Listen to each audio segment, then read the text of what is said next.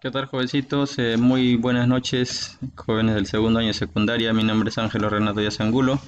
Vamos a hacer una sesión con la clase del día 10 de agosto del 2020.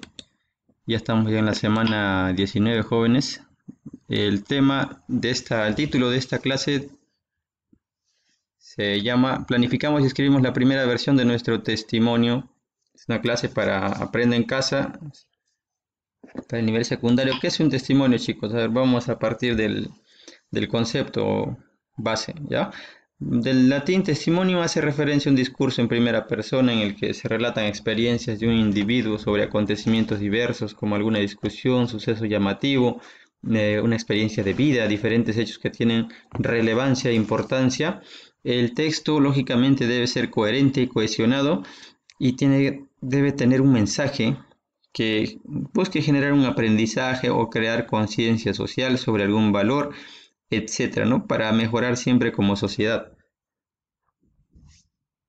Acá tenemos un pequeño cuadrito de lo que es el testimonio personal, ¿no? Razones para darlo, bosquejos sugeridos, lo que se debe transmitir, lo que se debe evitar, un ejemplo de testimonio personal. Ya, jovencitos, vamos a ver el ejemplito que nos mostró de testimonio en Aprende en Casa el día de ayer. Nos habló del señor Arturo Hernández. Rápido, vamos a leer un poquito aquí. No es uno de los escritores más importantes, reconocidos de la Amazonía.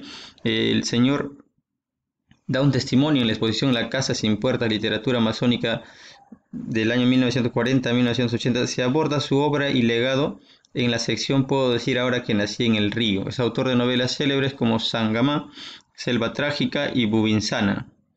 En su obra exploró los escenarios amazónicos y abordó el universo mágico. Vamos a compartir el testimonio de este escritor muy importante referido al tema porque nos habla de un testimonio de su vida. Este hecho ocurrió en Arequipa en el año 1965. Esta intervención se dio en la segunda sesión denominada Testimonio y Lectura. Ya, chicos, vamos a leerlo rápido, a ver. Eh, Testimonio de Arturo Hernández, escritor peruano. Tomamos en cuenta lo que se dijo ayer. Es la primera vez que me veo en la necesidad de hablar de mi persona, de mi obra. Nunca antes lo había hecho, pero es cosa del desarrollo del programa de este encuentro. Mi historia es bastante triste. Nací en una de las más apartadas márgenes del río Ucayali, entre la jungla y el pantano. Fui víctima de una frustración. Mi abuelita paterna tenía esperanza de enviar a mi padre a Lima, a la Escuela de Artes y Oficios, cuya existencia conocía. En esas apartadas regiones la máxima aspiración de los escasísimos habitantes de las márgenes de los ríos era tener un hijo egresado de esa escuela. La universidad no existía para ellos porque la creían inaccesible. Mi padre defraudó a mi abuelita y se casó con mi madre contra de su voluntad. Y cuando me quedé huérfano de madre, mi papá me puso al cuidado de la abuela, ¿no? Que descargó sobre mí todo el odio que tuvo por mi madre. Me apasionaba leer y me gustaba la carrera militar. Cierto día pasó por el lugar uno de los vapores fluviales cargados de soldados. ¿Cómo pudiera ser uno de ellos?, exclamé, entusiasmado sin darme cuenta de que tenía a mis espaldas a la abuelita. ¿Con qué quisiera ser soldado, no? Pues no llegarás ni a sargento por bruto, me dijo. Pobre abuelita, entonces estaba muy lejos de imaginar que el bruto de su nieto llegaría con el tiempo a ser doctor general del ejército y lo que es más, escritor. Tenía yo 8 años de edad cuando me fugué por primera vez. Mi padre me hizo perseguir y me capturaron. Mejor es que callé lo que entonces me ocurrió. La segunda vez que fugué ya no volvieron a encontrarme. Me dediqué a la extracción de la goma elástica y me convertí en un verdadero selvático. A los 17 años me inscribí en los registros militares diciendo que tenía 20 y salí sorteado. Ahí fue cuando comencé a realizar mi destino. Un recluta me prestó el libro Adelante de Marden, aquel gran educador americano. Desde entonces pensé seriamente en mejorar mi vida por el estudio. Sigue una historia llena de episodios que no creo del caso continuar. Sangama, mi primera novela, nació en la Facultad de Letras de la Universidad Mayor de San Marcos, en la Cátedra de Geografía Humana. Este trabajo me valió para ser nombrado miembro activo de la Sociedad Geográfica de Lima. Fue publicada por el Ministerio de Relaciones Exteriores con motivo del cuarto centenario del descubrimiento del río Amazonas. También fue seleccionada por la Academia de Francia y la Academia Goncourt. La seleccionaron como una de las grandes obras, según aparece en la selección de las bibliotecas de Francia, editada por ambas academias sin fines comerciales. Mis obras traen el mensaje de la selva al corazón de la patria. Esto es parafraseando el texto del testimonio del señor Hernández, que es muy importante, y es un resumen, ¿no?, de su testimonio, porque el texto en sí es un poquito más extenso, chicos, ¿ya? Entonces, solamente se ha citado las partes importantes haciendo un resumen del testimonio del escritor Hernández en este conversatorio.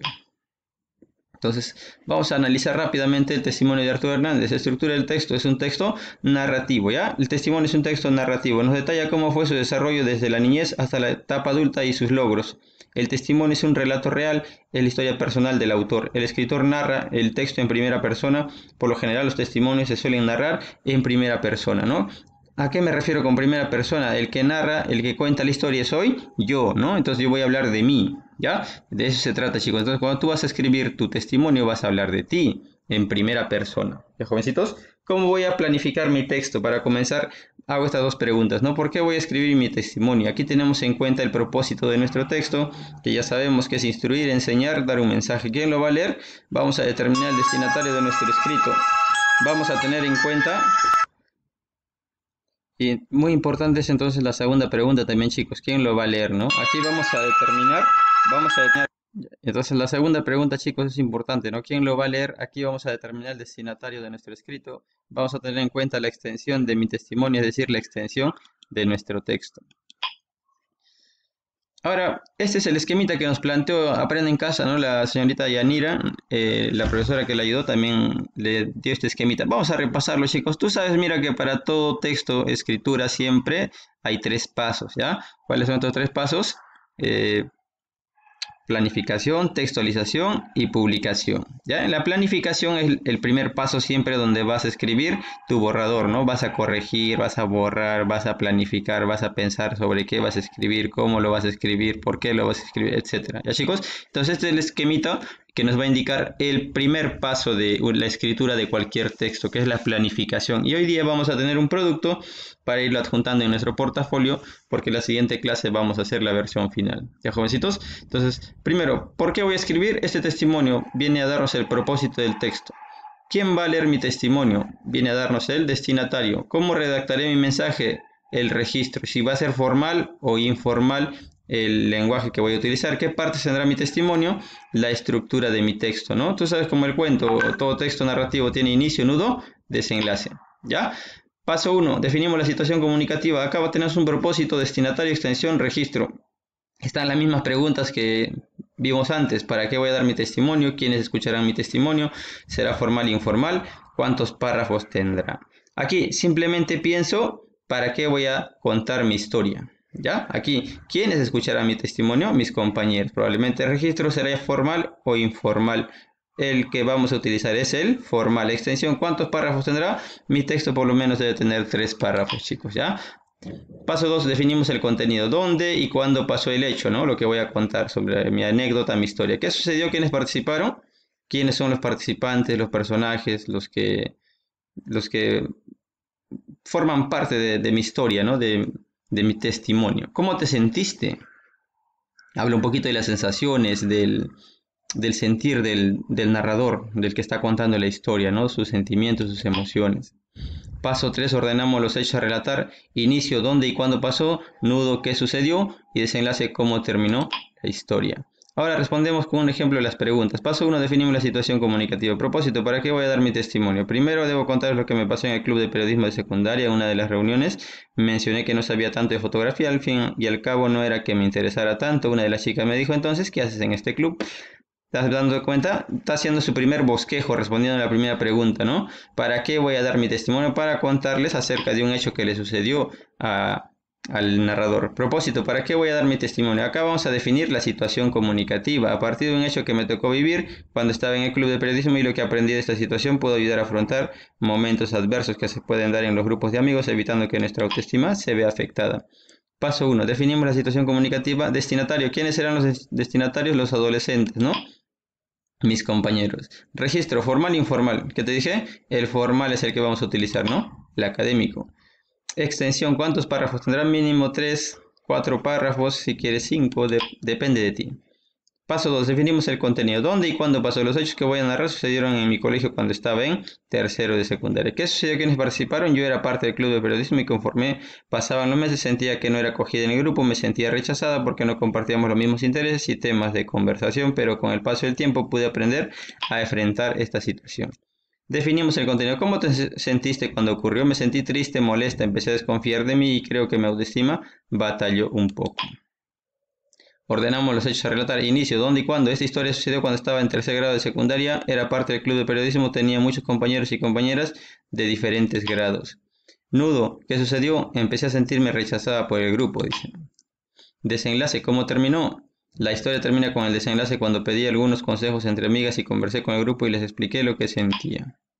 El testimonio queda finalmente así, de la siguiente manera. Ingresé al club de periodismo cuando estaba en tercer año de secundaria, era obligatorio ser parte de una de las actividades extracurriculares del colegio y varios profesores me lo recomendaron. Cuando recién ingresé, las primeras semanas sentí que era un grupo bastante unido y me dio un poco de miedo no poder encajar y ser parte de él. En una de las reuniones del equipo todos hablaban sobre cómo les había ido. Yo dije que no me gustaba mucho sacar fotografías y no sabía nada sobre cámaras fotográficas. Entonces una de mis compañeras me dijo, ¿qué haces en este club? En ese momento me enojé y me fui y no supe cómo responderle. Me sentí rechazada y pensé que nunca iba a ser buena haciendo lo que ellos hacían. Decidí conversar con una amiga y contarle lo que me sucedió. Ella me aconsejó que hablara con mi grupo y que me atreviera a proponer cosas que a mí sí me gustaran, como la danza, por ejemplo. En ese momento yo era una adolescente un poco insegura, me dejaba llevar mucho por las opiniones de los demás, pero también era una persona que buscaba ayuda y creo que esto fue lo que me ayudó a buscar un consejo en mi amiga y gracias a ella pude enfrentar esta situación, aunque no lo sabía en ese momento y a pesar de que no fue mi primera reacción, tuve que ser muy resiliente para poder enfrentar la situación. ¿Ya chicos? ¿Qué es la resiliencia a propósito? Acá está. La palabra resiliencia se refiere a la capacidad de sobreponerse a momentos críticos y adaptarse luego de experimentar alguna situación. ¿Cuál es tu reto para esta semana, jovencitos? Señorita, escribe en casa tu texto, testimonio, luego adjunta el escrito en tu portafolio. Vas a tomar en cuenta esta palabrita. El tema tiene que ser un tema que muestre algún hecho que te sucedió y que te generó algún aprendizaje. ¿Ya, chicos? Para que tu historia pueda ser válida y puedan aprender algo tus compañeros de ti. Jovencitos, eso sería todo, muchachos, por esta ocasión. Muchas gracias por su atención, jovencitos. Nos vemos hasta otra oportunidad.